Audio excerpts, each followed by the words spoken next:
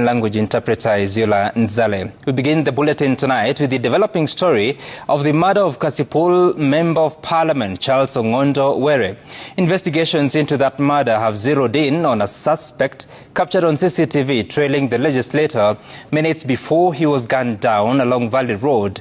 The late MP was shot at least 4 times at close range by a lone gunman who fled on a sports bike waiting nearby.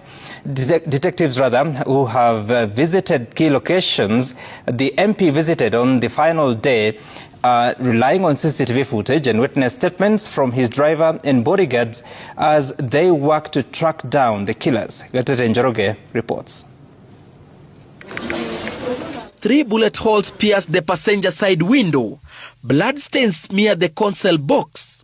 The aftermath of what police believe was a well-orchestrated murder plot, executed with deadly precision by a hired assassin, ending the life of Kasipul MP Charles Were along Valley Road on Wednesday night. A chilling assassination that is causing detectives sleepless nights as they pursue all available leads to nab the suspects.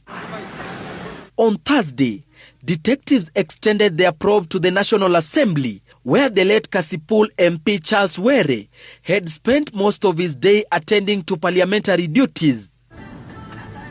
According to reports, the MP left Parliament just before 7 p.m, accompanied by his driver and bodyguard. The vehicle was seen heading towards City Hall Way before taking a turn onto Wabera Street. It was along this street that the MP's car came to a stop.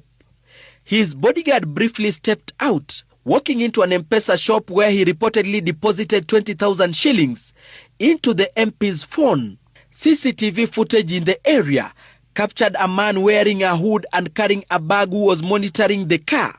CCTV captures the MP and his team leaving the area at 7:19 p.m. and joining Kenyatta Avenue.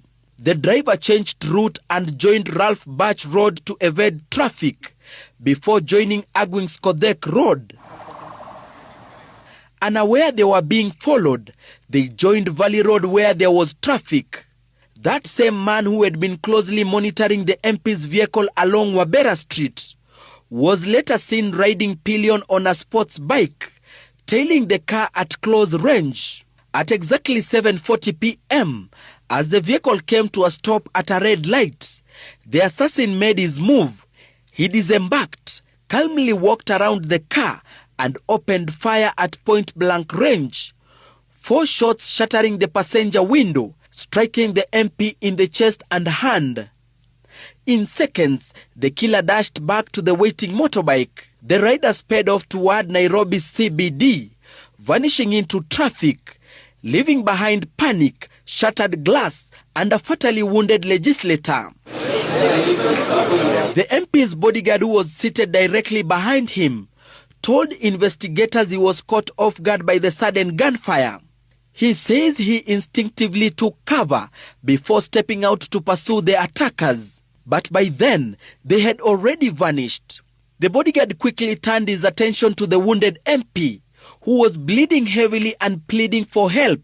Together with the driver, they rushed him to Nairobi Hospital, but it was too late. Charles Were was pronounced dead on arrival. Remarkably, both the driver and the bodyguard escaped the brazen attack unharmed in a hit that lasted less than a minute, carried out on a busy city road. Homicide detectives led by their director Martin Nyuguto, who visited the scene on Thursday morning to reconstruct the events, recovered 3 spent cartridges, which will be subjected to ballistic examination. Later, detectives camped along Wabera Street, where the MP was last spotted before his assailant shot him dead. Police have collected CCTV footage from several shops in the area, which captured the suspect closely monitoring the MP's vehicle as it was parked near an M-Pesa shop. In their pursuit of the killer, detectives have questioned 3 individuals: the MP's driver, his bodyguard, and the M-Pesa attendant. The investigation has also widened to Kasipul, as police explore the possibility that the assassination may have been politically motivated. With investigators having come to the area where Kasipul MP Charles Were was gunned down, the focus now shifts to tracking his last moments, reviewing CCTV footages and getting witness accounts to be able to pursue the killers. Gatete Njoroge, Citizen TV, Valley Road, Nairobi. At the same time, President William Ruto and ODM